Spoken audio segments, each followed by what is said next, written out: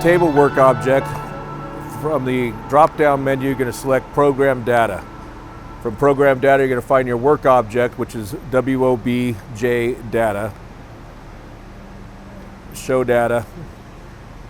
And you're going to make sure you're on the right scope. We want Robot 2 for this, so change scope down to Robot 2. And OK. And on here, you'll find your work object table. I'm going to select work object table with my name and test so I don't mess anything up. And you'll go to edit and define. On the user method, you're going to pick 3 points, which will bring up your X1, X2, and Y1. When you get to your X1 point with your pointer, this is X1. You're going to jog the robot over to the scribe mark on the end of the table.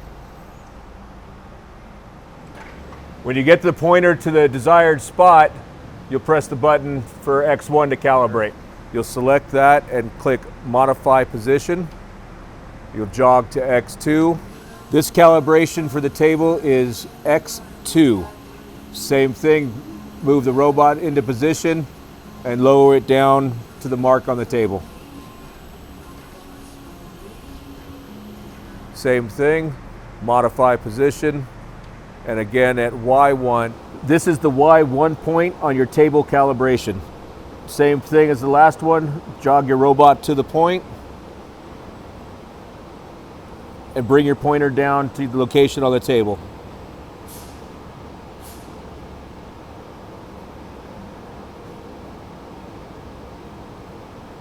And you'll modify position. And you'll see each one will say modified after it's done, and then you'll hit OK and your work object is set.